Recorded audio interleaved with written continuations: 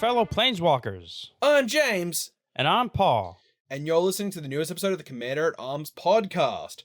This week on the podcast, we're breaking down the monster commanders from the new AFC Precon decks and giving our suggestions for cards to add to those decks. If you were to build them as they are not in the 99, but as part of, they're your commander. So before we do that, we have our upkeep trigger to get through, Paul. And we have to thank all of our patrons. Every single one of you. We love you. You support us through everything and help us get more content out to your eyes and your ears. If you want to support the show directly, you can do that at patreon.com/commanderatarms. We have Mail Day and Interesting Finds up next as our 1.2 part of our upkeep trigger here, Paul. Have you gotten anything in the mail or found anything interesting in your boxes and boxes of, I guess, bulk rares in your closet? I haven't found anything, nor have I gotten anything in the mail, but I did, fortunately, for the first time in like a month and a half, 2 months maybe, have an opportunity to play with some dear friends of mine. And one of them did bequeath upon me one of his copies of Garth from Modern Horizons 2. Ooh. So I can finally perhaps build that in the near future. Are you still building it as like the dungeon deck, where it's like not actually like dungeons as we know dungeons, but like more of a DM style dungeon master deck? I am definitely doing that. I may or may not build a second shell that is just like Garth good stuff, GGS if you will. But I'm definitely doing the dungeon variant of it. Yeah, I'm really interested and really keen to kind of play against that deck, so see how many quests I can complete to see what you might give me. I've been brainstorming some ideas for quests I can give people. Like, for example, one of the ones I was thinking of is skip your next land drop and I give you a Black Lotus. Oh, I'd skip my land drop for a Black Lotus. Oh, yeah. I know, right? It's tempting, isn't it? It's super tempting. I love it. Without getting too much further into the details on how that deck's going to run, we're going to move to the next part of our upkeep here, and we're going to talk about the Feridar Devil's Chosen deck tech on YouTube. So if you're watching this on YouTube, don't forget to hit the subscribe button, the bell notification, like this video, and leave a comment in the comment section below for the algorithm, and also go and check out our deck techs. Our newest one was Feridar Devil's Chosen. That is a D20 or die deck. You basically roll dice and you do whatever the card says when you roll the appropriate number. Also, don't forget to check out Trelasara Moon Dancer, or as Paul liked to call it, Dancing in the Moonlight. Great song, but also, y'all need to show that deck some more love. I worked very hard on it, and I'm trying to one-up James here on all his deck techs. He's trying, and it's a little bit of healthy competition doesn't hurt. Not at all. I mean, the Tiamat deck tech has just gotten, like... Yeah, that thing has taken off. It has exploded in 2 weeks. I think it's almost at 600 views, or maybe over 600 views. So if we can get that thing to 1,000, I'm going to be super happy, and we're going to do something special when we hit our first 1,000 video and our first 100 subscribers. We're at like 60 or close to 60. So if we can get to 100 subscribers, we're going to do something extra special for you guys out there in the Magic verse. So let's get on to our next one. You said you went and hung out with your mates the other day and played Magic. Did you have a play of the week from there? I actually have a couple plays I want to talk about. One, I was actually with James, and then I'll talk about the one from it was Sunday when I played with them. So on Sunday, I've been like testing Veyron here and there. I've been in general not very happy with the results that Veyron produces. And I've been thinking about reworking that deck a little bit, adding some more instants and sorceries and such. More ways to like copy things. But on Sunday, I had the absolute nut draw. I had James remind me. Stormkill Artist. I had Stormkill Artist on like turn 4, followed, and on turn 3 I had Archmage Emeritus. Turn 2, I was able to get Veyron out because I think I had some kind of acceleration. I don't remember. Maybe it was turn 5 that I won. But at any rate, I pulled out a super early Storm win thanks to Stormkill Artist and Veyron. I was able to draw basically my whole deck, and I won through a combination of Veyron being very large, with Jeska Thrice Reborn tripling its damage, and Kethis. No, not Kethis, sorry. The lizard. What's the lizard's name, James? Kedris? Yes. I think that's it. The little lizard that makes your commander. I think it's Kedris. Let me just bring it up here on Scryfall really quickly as you keep talking about it. Well, anyway, little lizard dude makes it so that when your commander deals damage to somebody, it deals damage to every other player as well, or every other opponent. So I attacked the person who had no blockers with a 100-something Veyron, and won the game by dealing over 300 damage in one turn. So that is it is Kedis.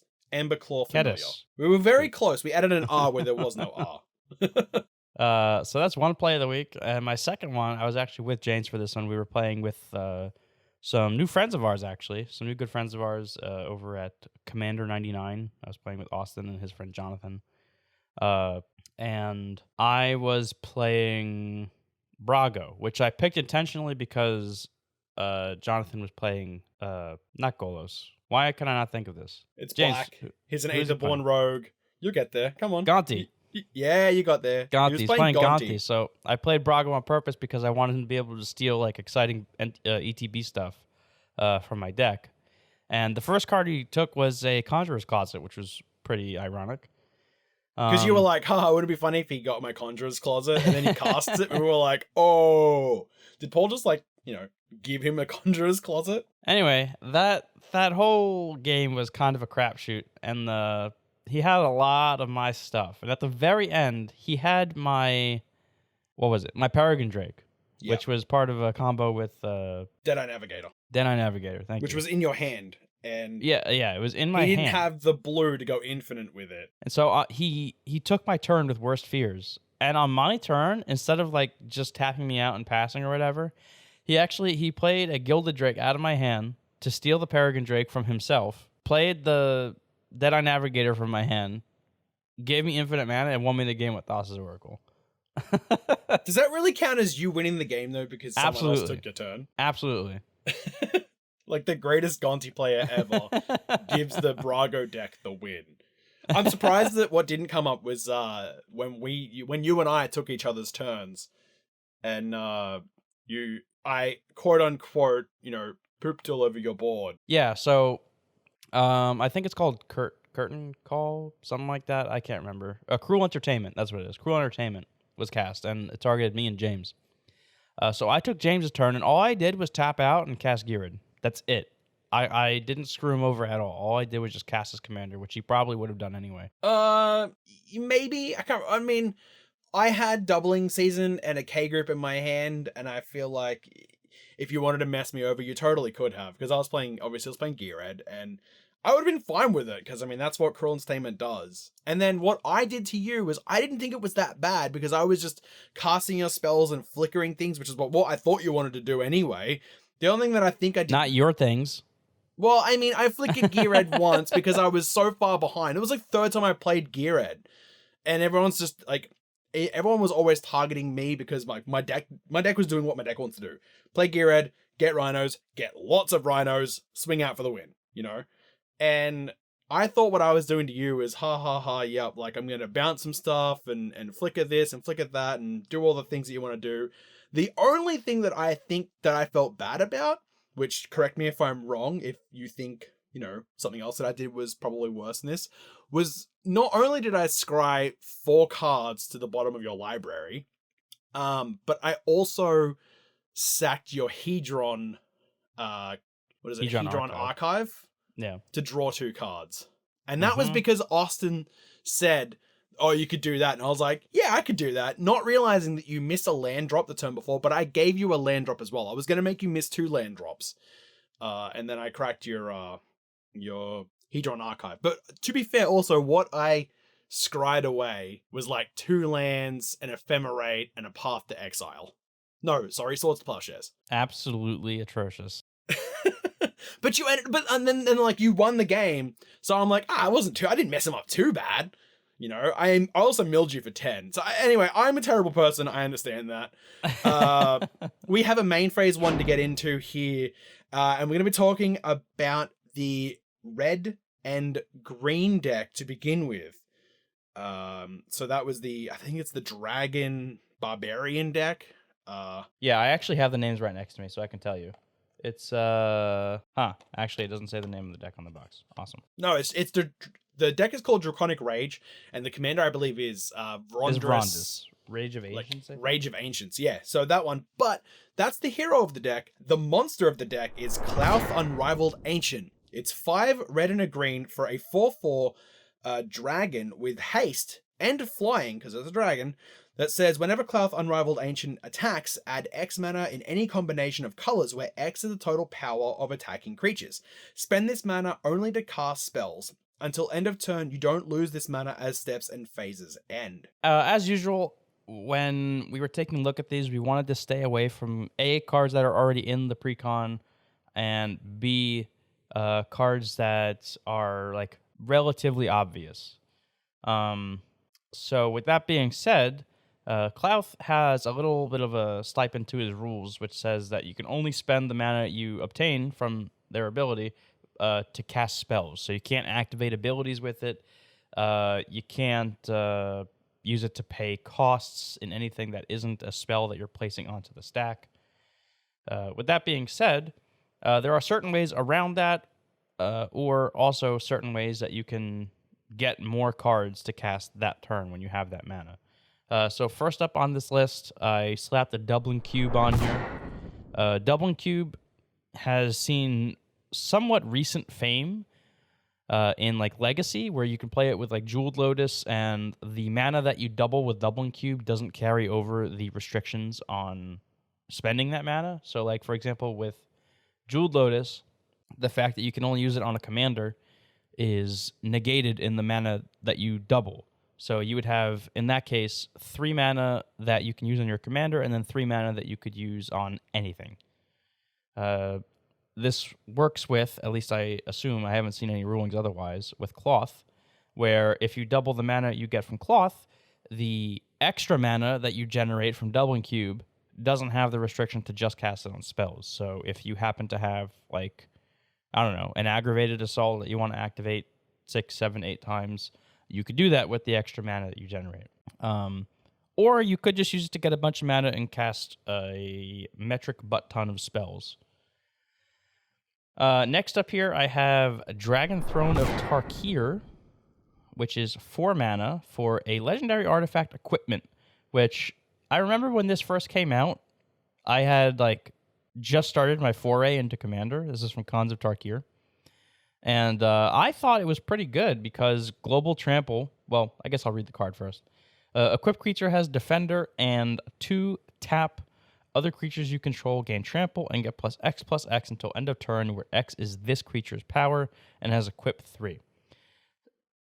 And the reason why I thought this was so good is because it's an Anthem, right? It's kind of like an overrun effect. It gives Trample and it buffs power and toughness across the board for seemingly little investment cost. And if you have enough mana, you can like move this over to other creatures and stack it, you know? Like you can equip one creature, pay 2, tap it, move it to a different creature, pay 2, tap it.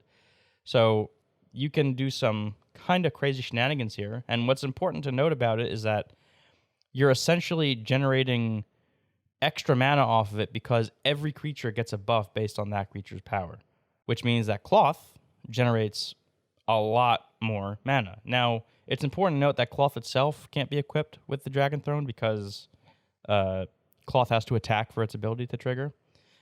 But even so, like, there is a lot of fun to be had with Dragonthrone of Tarkir.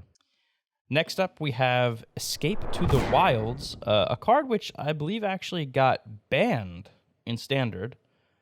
It is 3 a red and a green for a sorcery. Exile the top 5 cards of your library. You may play cards exiled this way until the end of your next turn, and you may play an additional land this turn. So obviously with Cloth, the mana we can only use to cast spells. We can use it to cast Escape to the Wilds, which gives us extra cards off the top of our library, 5 of them specifically, to be able to play with that mana. If you get a land, you can play lands off of Escape to the Wilds. There are a lot of effects like Escape to the Wilds, but none are quite as efficient. But again, I would probably play a lot of these effects with Cloth just because of the restriction on his mana use. The only thing that's better than exiling cards off the top of your library is casting cards off the top of your library. And again, there are a few ways to do this, especially in green. There's like Garruk's Horde, and then here I have Vizier of the Menagerie. Both of them do the same thing, where you can cast creatures off the top of your library, and you may look at the top card of your library. Vizier of the Menagerie, the only thing that's different is that it's a little cheaper, and you can spend mana as though we're mana of any color to cast creature spells, or sorry, any type. So you get all this mana from Cloth. Vizier of the Menagerie lets you cast creatures off the top with the mana from Cloth. That one's just kind of self-explanatory. There's really not much else to say about that one.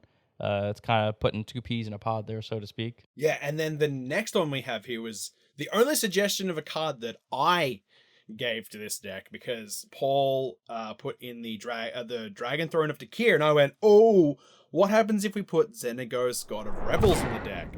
So Xenagos is 3 and Gruul for a 6/5 legendary enchantment creature god with indestructible. As long as your devotion to red and green is less than 7, Xenagos isn't a creature. At the beginning of combat on your turn, another target creature you control gains haste and gets +X/+X until end of turn, where X is that creature's power. So you basically want to put it on a creature that has the Dragonthrone of Tarkir, give it double power, and then tap the Dragonthrone of Tarkir to give the rest of your creatures +X/+X. So you're basically turning Xenagos' targeted ability into a full blanket ability that gives trample and just huge amounts of damage. Not to mention that Xenagos, if you target Cloth with it, it makes Cloth like technically free for that turn, because instead of getting 4 mana, you're getting 8 at the very least.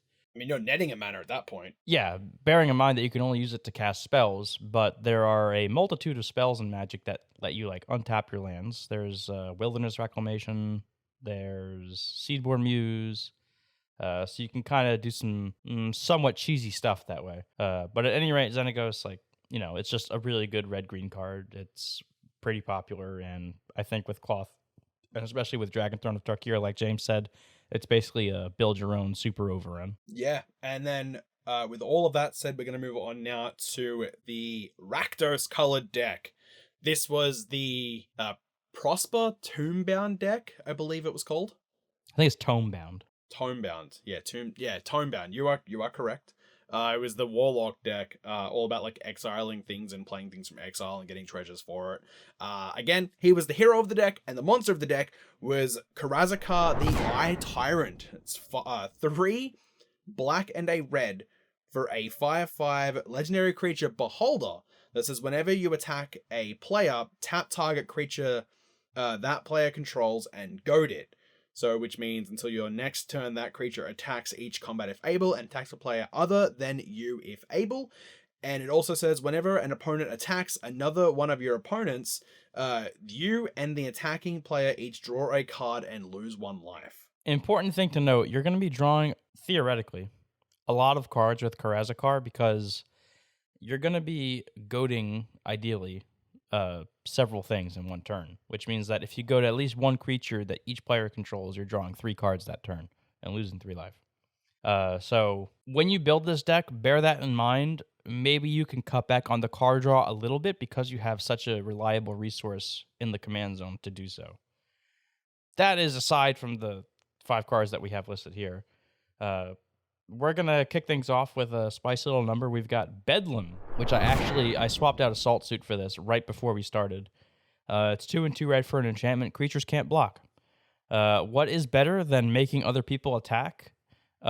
Making sure that other people can't stop that damage from getting through, which means that you always have creatures to goad for Karazhakar, which is very important, because otherwise Karazhakar does seemingly very little. I would go so far as to say that Bedlam is probably like one of the best cards for this deck. And if I were to build this deck, I can't imagine a shell in which I would not play Bedlam. It does seemingly a lot of work. Yeah. I also can't see a shell of this deck that I wouldn't play the next card, Paul. And that is Bitter Feud. It's 4 and a red for an enchantment that says, as Bitter Feud enters the battlefield, choose 2 players. If a source controlled by one of those chosen players would deal damage to the other chosen player or a permanent that player controls, that source deals double that damage to that player or a permanent instead. Now, you could choose like yourself and an opponent, since theoretically they won't be hurting you that much because they're goaded. But ideally, you want to choose 2 opponents, and since you're goading their creatures, just let them go to town on each other. Let them keep smacking. Ideally, you have bedlam in the field so they can't block. So all of a sudden, that 4-power creature turns into 8. If their commander's on the battlefield, they're going to be taking a lot of commander damage. They might even just die in a couple of turns. Who knows? But Bitter Feud is a spicy little number in here.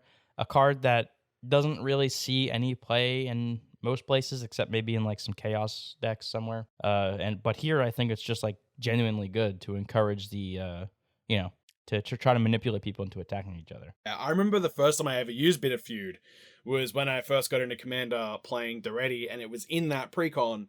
And I played it the turn that I also played. Sorry, it was the turn after I played Mere Battlesphere, and I was able to get in for just, again, a metric butt ton of damage and win the game that way. And then I realized that the player next to me had 56 2/2s. And I died. But I got to kill the one player at the table who was gunning for me the whole game, which was fine. Also, because we had a bit of a rivalry going at that point. It was like, well, I'm better at Magic than you, so I have to win, right? I was very, very new to Commander. That's not how Commanders played. And then I turned to my left, saw my cousin, who had only been playing Magic for about 3 hours at that point, and she was playing Nekusa, had 56 2/2s on the field, and I went, well, I guess I'll just die. So yeah, anecdote aside, we have our next card here, which is Bloodthirsty Blade. It is a 2-mana artifact equipment that says equip creature gets +2/+0 and is goaded. It also has an activated ability of 1 and attach Bloodthirsty Blade to target creature and opponent controls.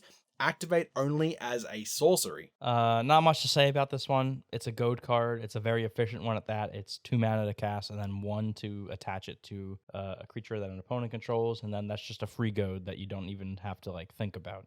That creature is just constantly goaded. And if somebody else plays something that you want to attach the blade to, you can always just move it on over on your turn. Ideally, you'd want to put this on someone's commander, especially ones that don't want to attack. I don't know, maybe Cohen or Hey. I don't know. Can't put it on Duretti, obviously. I mean, you can't put it on Centriplets? There you go. You can put it You're on. also putting it on all decks that I own and I play. You can I put just it on said Tesla. Centriplets. You could put it on Centriplets. That'd be a good way. I really love that they're pushing into Goad a lot more as commander sets kind of come out. Because I think it's a fantastic mechanic, and I loved it when it came out originally in the Gear Red deck. I mean, not originally, sorry, but when they really started pushing Goad into popularity. And this Sorry, I've mentioned this before, but Goad is probably my favorite mechanic of all time. I think that the combat step is getting less and less meaningful, and I think forcing it to happen is a really cool way of promoting it. Yeah, I've definitely noticed the more commander games that I play and the more decks that I build with cards that are coming out, I'm swinging a lot less, which is why I put Gear Red back together, because I wanted it to showcase the combat step more than, just popping off in the main phase or being cheeky and popping off in someone else's upkeep. Which I've done both of those before, and yeah, I am that player. But you were saying something about. Sorry, go ahead. I was just gonna say, you were saying something about a free goad every turn, and this next card on our list has that on something that we should be doing every single turn, and that's dropping a land. But that was a segue into the next card. If you had something to talk about this current card. Oh, I was just gonna say that it kind of looks like Keanu Reeves on the card. That's all. That pop culture reference. Is it Keanu Reeves doing the yeah, he kind of looks like John Wick. Right? If John Wick used swords, that's what this That's what I'm saying. Yeah, 100%. I see it now. Yeah. All right, let's move on to the next one here, Paul, and that is Geode Rager. This was the card that came out in the Zendikar Rising Commander decks, specifically the Landfall deck, and it is 4 and 2 red for a 4/3 elemental with first strike that has Landfall. Funnily enough, whenever a land enters the battlefield under your control, goad each creature target player controls. If you recall from the episode we did on the Zendikar Rising Commander decks, this was actually my pick for, I think I said it was top 5 cards, overall from that set. And I stand by that. Goading every single creature a player controls for something as innocuous as playing a land even though this card costs 6 mana, like, that is a deserved 6 mana. That is a very powerful ability. A lot of times, people love to sit back and chill with all their blockers, or maybe they have, like, mana dorks, which, even though they can tap their mana dorks, you're kind of forcing them to tap them instead of attacking with them. People love to sit behind, like, their commanders. If they have, like, prison effects, they love to just stack a board and then sit behind prison effects with, like, their tokens or whatever. And then, this is also, like, kind of cool against, like, scoot swarms. You can force people to attack with all those scoot swarms, and you can kill them off one by one. And Unless it's a there's, first striking like- 4/3. Like, that's not nothing to sneeze at. Yeah, I was gonna say, like, unless there's like 400 billion scoot swarms, and then you just die, right? Well, everybody but you dies first Yeah, because they're goaded. yeah, of course. Like, you're gonna kill everyone at the table, but eventually you're gonna die to insects unless you can, like, use the turns that you get from the goading to find a board wipe, to then wipe the board and then rebuild a goad, like something. Like, maybe you'll blasphemous act the board or something and try to find a way to keep your stuff alive with something that's pro-red. Or you could play, like, caltrops, and when the scoot swarms attack, they'll die because they take 1 damage. True. That's also very true.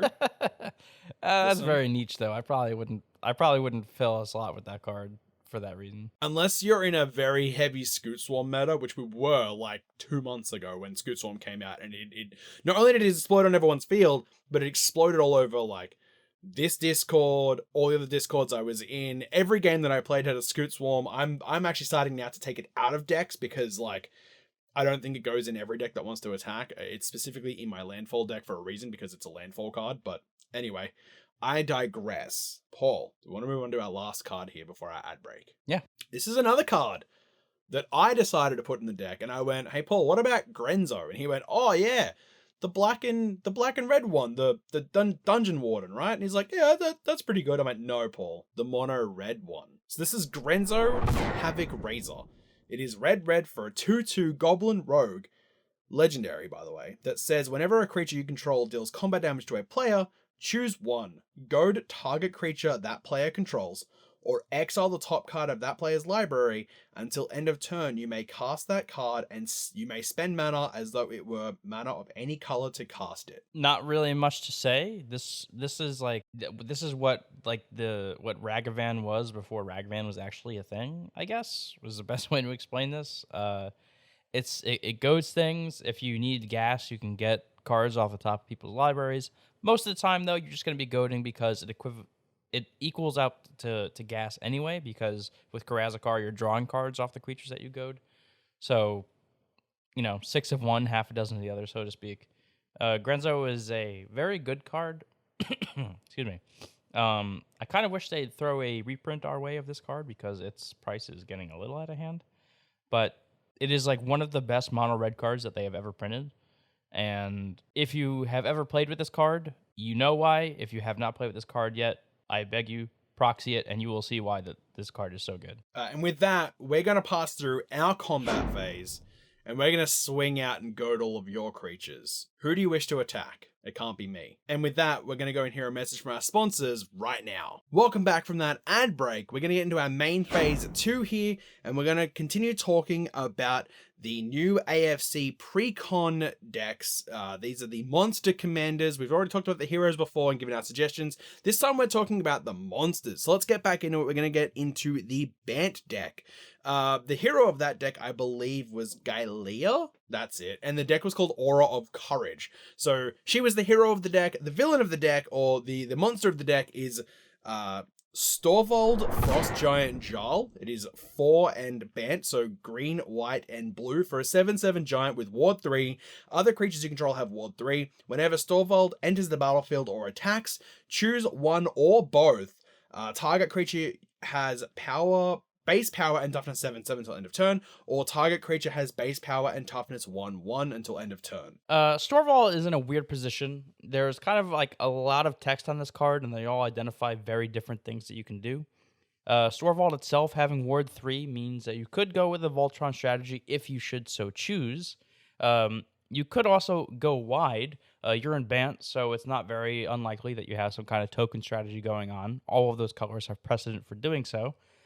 And And since Storvald gives them all Ward 3, you can kind of just make this wide board, and you have like a pseudo-asceticism kind of effect going on. And then there's the last part of Storvald, which is the most interesting part to me, and is kind of the one that I tried to key in on the most, which is whenever he ETBs or attacks, you get to choose to make something a 7/7, make something a 1/1, or do both. And like I said, that is kind of the more interesting part to me. So pretty much every single card here that I have is based on that ability in particular. We're going to start off here with Fell the Mighty, which is 4 and a white for a sorcery. Destroy all creatures with power greater than target creature's power. Now with Storvald, he can target himself to make himself a 1/1. And what's cool about that is that with Fell the Mighty, if you swing at someone with impunity, make Storvald a 1/1, and then Fell the Mighty targeting Storvald, anything that's bigger than 1 power now gets destroyed, except for Storvald itself. And what's cool about that is you essentially get to keep your commander around to do stuff with, and everybody else loses basically anything that they have except for maybe some 1/1 tokens or like mana dorks that they have lying around. Kind of a niche little combo. Not really a combo, but like a cool interaction between that ability and Fell the Mighty. Next, we have a land here, Paul, and it's Inkmoth Nexus. This taps for 1 colorless mana or becomes a 1/1 Inkmoth artifact creature. Sorry, Blinkmoth artifact creature with flying and infect until end of turn. It's still a land, and it's only 1 mana to activate. I see where you're going with this one, Paul. That's dirty. Yeah, I know. I talk down on infect all the time, but it's like for such a low investment into the deck, like it's just a land. And I'm not talking about cost because obviously Inkmoth Nexus is a little bit of an expensive card. I'm talking about like the actually just putting it in your deck. It's such a low opportunity cost being just a land that having this way to just like straight up kill people in a couple turns with Storvald, because remember Storvald triggers on attack as well. It's just like it was too good to pass up for me, and I'm sure other people have thought of this as well. But for me, like Inkmoth Nexus is a card that maybe some newer players haven't seen in quite some time, and maybe they want that like really spiky way to just get in there and hit face and kill people really quick. Inkmoth Nexus is gonna do it because Infect only requires 10 counters to win. I don't think I've ever won a game with Infect, honestly. It's always been commander damage or combo or just regular damage. So the next one's really cool though. We have Marvin the Nurturer. So it's 2 and a green for a 1/1 elf druid. This is whenever another elf enters the battlefield under your control, put a +1/+1 counter on Marvin the Nurturer. She also taps to add the amount of green equal to Marwyn's power. Yes, and Marvin starts as a 1/1, but with the aid of Storvald, you can immediately turn it into a 7/7, at least for that turn, and all of a sudden Marvin is now tapping for at least 7 mana, which essentially means that if you cast Storvald and Marwyn's already on the field, Storvald is essentially free that turn because Storvald costs 7. When it ETBs, you make Marvin into a 7/7, and then Marvin now taps for 7 mana, which means you can do, something else that turn as well. You can get out for 7 mana, Paul, that's in mono green? Regal Force. No, Old Gnawbone. Oh, yeah. You can play Old Gnawbone and then next turn swing in. Yeah, that's crazy. Get a lot of treasures, get straight value. I mean, you just got a free commander, you got a 7/7 flying on the field as well. Ooh, that's spicy. I love it. Now, on the other end of things, we've talked about how making things 7/7s are good. Let's talk about why making things 1/1s are good. And here we have Prodigal Sorcerer. I think the original name for this card is like Timmy or something. I can't really remember. But it's 2 and a blue. If I believe correctly, it was still Prodigal Sorcerer back then as well. But they adopted people called it the Timmy nickname Timmy for some reason, and I don't understand why. Either because it was a Timmy card, I think. I don't know. Whatever. That's anyway, really it's 2 and old a blue. Magic terms. It's 2 and a blue for a 1/1 human wizard, and it can tap to ping something. Pinging means that it taps to deal a damage to any target. Now with Storvald, you can make other people's creatures into 1/1s. They're commanders. They're big old fatties.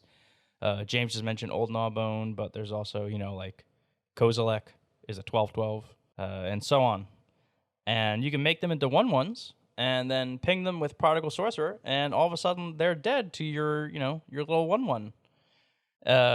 And James in particular mentioned that he liked this little interaction between the pinger and Storvald. There are a lot more pingers than just Prodigal Sorcerer, so don't worry. There are a multitude of blue pingers for you to pick from. You're in green as well, which I'm pretty sure has some as well.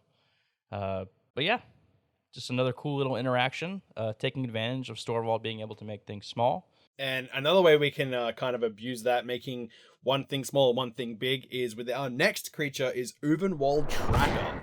1 green for a 1/1 human shaman. Activated ability of 1 and a green and tap. Target creature you control fights another target creature. Really, it's just as simple as that. You make one of your things a 7/7. You make one of their things a 1/1. You make them fight. Your thing wins, obviously, because you have cheated the game. And yeah, just easy removal. I feel like that's just called good deck building at that point, Paul. I mean, it's kind of like, you're sending in your bear to fight like their kitten, Yeah, that's unbearable. But anyway, that's a bad pun. Let's move on. To our last deck here of the day, we have the Esper deck. And I feel like this is the deck that I see the most. This was Sephirus of the Hidden Ways, the dungeon deck. I can't remember what the deck was called, honestly, off the top of my head. I think it was called Dungeons of Death, wasn't it? Dungeons of Death, I believe so.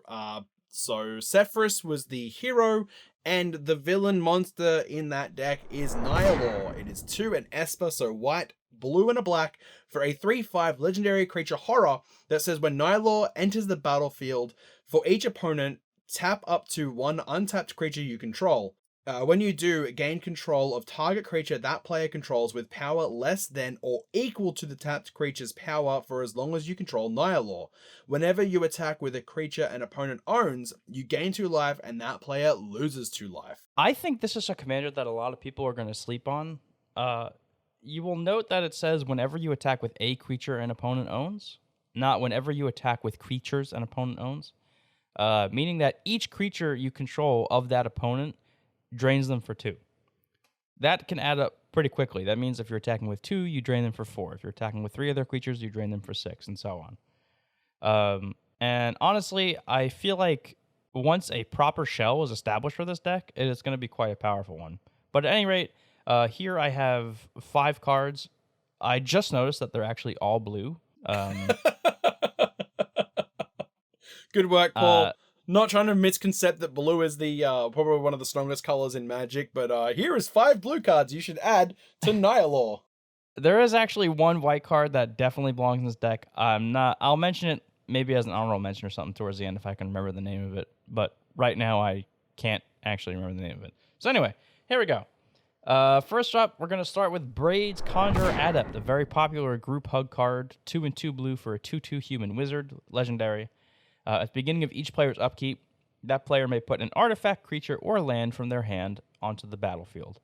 Now, usually this is a very scary card because people are probably playing things that are bigger than what you have and, so on and so forth.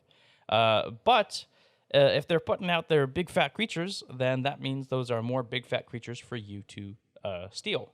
And stealing is exactly the name of the game when it comes to Nihilor. You just want to take everybody's stuff and, punish them for daring to play their own deck. Yeah, I feel like the best way to do that is with this next card here, Paul. I had never even heard of this card until you put it on the list, and that is Gather Specimens. It is 3 and 3 blue, so it's 6 mana for an instant that says if a creature would come into play under an opponent's control this turn, it comes into play under your control instead. Yes, and notice that this does work for tokens as well. So if it's a actual creature card, if it's a token, no matter what it is, instead of your opponent getting it, you get it. Note that the opponent still owns that creature, so it actually works with Nihilor because it'll still trigger its drain effect. If your opponent is playing like something that can't be countered, Gather Specimens actually gets around that because you're not countering the creature. You're actually just it's coming to play under your control instead. So kind of a little niche interaction there, but overall, even if you just get like 1 big old creature off of this, it's still worth it because chances are you'd be paying 6 mana for that creature anyway. Yeah, and you just get it, and then you get to drain them when you swing with it next turn. You're like, haha, I've got your thing. I've got your creature. Now I'm going to hit you with it. You're going to take damage from your own creature, and I'm going to drain you as well. This is becoming one of probably the commander I'm probably going to end up building out of all of these decks, because as viewers and listeners should know of the show, and fans of the show should know, that I love drain. I love drain triggers, and that's what I want to do. So if I can build an Esper deck, add blue to Teysa Karlov, I would, and I can do that with Nihilo. So the next one we have here on the list, Paul, is Polymorph's Nest. It is 1 and 2 blue for an instant that says, until end of turn, each creature target player controls loses all abilities and becomes a blue frog with base power and toughness 1/1. The only bad part about Nihilor, or what makes Nihilor difficult to actually resolve, is the fact that a lot of times opponents' creatures are going to be bigger than yours, or at least the ones that you want to steal are. And the easiest way to get around that is similar to Storvald. Just make them smaller, at least temporarily. And then once that turn ends, you get that big old creature that it once was. You get to steal it as a kitten and then unleash it upon your opponents as a bear. Yeah, or in this case, it's a frog. So you steal the frog, you give it a little kiss on the lips when it's on your field, and all of a sudden it turns into, the handsome prince named Kozilek. Or whatever the case may be. Yeah, I mean, that's definitely one way of doing it. Another way of doing it, Paul, is with the next card here is Vedalken Humiliator. This is 3 and a blue for a 3/4 Vedalken Wizard with Metalcraft. That says, basically, Metalcraft is, you have to have, like, X amount of artifacts or something for Metalcraft to... 3 or more. Yeah, okay, cool. So, whenever Vedalken Humiliator attacks, if you control 3 or more artifacts, creatures your opponents control lose all abilities and have base power and toughness 1/1 until end of turn. Literally just a polymorphous Jess on attack, except it affects all your opponents, which is even better because now you literally just have your free pick of the field for each opponent as to what creatures you want. Yeah, so you can basically take the best creatures on board whenever you want, and it's fantastic. And you're in blue, and you're in colors that don't want to ramp, that can't ramp in ways of like sorcery speed like green can. So you're going to be probably relying on more artifacts to ramp anyway. So having 3 artifacts on the field is going to be super easy in this deck as well. I mean, Soul Ring, Double Signet, boom, you're done. Easy peasy. And they're cards that you're already going to be playing in the deck anyway, so why not play the Vedalken Humiliator? You're never going to be not going to have enough artifacts for this to trigger.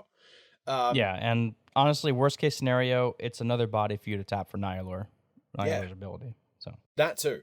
So the next one we have is Willbreaker. It is 3 and 2 blue for a 2/3 human wizard that says whenever a creature an opponent controls becomes a target of a spell or ability you control, gain control of that creature for as long as you control Willbreaker. That is a lot of control in one sentence. Yeah, so basically, to put this in not so many words, whenever you target something that an opponent controls, you get it. Whenever you target a creature an opponent controls, you get it. As long as you control Willbreaker. What's cool about this is that as long as Willbreaker's on the battlefield, you get to steal basically as many things as you want, as long as you have abilities that can target. You're in Esper, perhaps the most target-heavy colors in the game right now. There are a multitude of ways that you can be able to target stuff. Ideally, you want like a recurable way to target things, like something that has like a tap ability or something like that. Of which, don't worry, you're in white. There are plenty of those, I promise. Even in blue, if you target something to like change the text on the card or something, it counts for Willbreaker. So you got a lot of ways to trigger this. You can basically steal like a whole board of stuff and maybe a single turn cycle, depending on what the board situation is. And that means that you're going to be killing people pretty quickly with Nihilor. Like really quickly. Like I said, it stacks for each creature that opponent controls that you're attacking with. So yeah, so I guess so far on the YouTube, we've done just the AFC commanders, rares and uncommons. Paul, maybe next week we should put Nihilor together and kind of tech that one for the YouTubes, because I think that's going to be really cool. Yeah, and I found out the name of the card that definitely should have been on this list because it's very good with Nihilor. it is Evangelize. So honorable mention there. That definitely should have been on there. Yeah. Cool. At any rate. Well, that's it. That's all 4 of the alternate face monster commanders in the AFC decks. If you want to get at us on any of our socials and talk about these cards, any other cards that you think should have gone into the decks or could possibly be some spicy tech, you can do that at Twitter and Instagram at CMDR@arms. If you're watching this on YouTube, don't forget to subscribe to the channel, hit the bell, like the video, leave a comment as well. And if you haven't checked out the YouTube, go and check it out. We do deck techs, unboxings. What else do we do over there, Paul? That's about it at the moment. Deck techs, unboxings. Yeah, that's it actually. Yeah, we're going to get into gameplay. We've been talking about this for months, but we're going to be getting into gameplay soon. So just hold on to your horses, hold on to your butts on that one. I'm still learning how to video edit properly and trying to learn and kind of using the YouTube as my way to kind of stepping stones into that universe. If you want to get any of these cards, the precons themselves or any cards that go into those precons, you want to buy them online, get them shipped to your door, you want to support your local game stores as well as giving us a small kickback, you can do that at our TCG affiliate link. That is tcgplayer.com/commanderatarms. All the links will be in the show notes below or in the video's description. We have our merch shirt as well. Don't forget about that one. It is on a Bella canvas shirt. It says Commander at Arms across the chest. I love mine. I wear mine every time I record a video. If you've seen the videos, you'll see me wearing my Commander at Arms shirt. Paul and I also rep them every time we go to a local game store so that people can see, we're repping Commander at Arms. People come in and ask us about it, and they're like, hey, where'd you get the shirt from? We can tell them to go and check out our Etsy page that has our shirt on there. I want to thank all of our patrons for supporting us and supporting all of our content. It definitely helps us to keep the lights on here in the studio. If you want to directly support the show, you can do that at patreon.com/commanderatarms. We have 3 different tiers in there. Go and check it out and support us if you like our content. If you don't, also support us, because why not? I mean, maybe not. Who knows? Paul, do you have anything you want to say at the end of this episode? Of course. Thank you everybody for listening and or viewing on YouTube. Even if this is the first and last episode you ever have or ever will watch, it means a lot to me and James that you took the time to do so. We appreciate every viewer / listener that we get, and we love to hear from you. So please feel free to reach out to us on Twitter, YouTube, whatever the case may be. Leave a comment, subscribe, blah, blah, blah. You know the whole drill for the algorithm or whatever. If you did enjoy what you just listened to, please feel free to share our name around within your playgroup, within your friends. If they enjoy Magic, just let them know, hey, I just listened to these cool guys over at Commander at Arms, James and Paul. They got a lot of cool opinions, a couple of cool guys. I talked with them on Twitter, on their Discord, which, by the way, if you're not in the Discord, you should totally join that. And yeah, just get our name out there. The more people that know about it, the better. And the Discord link will be in the show notes / video description below as well.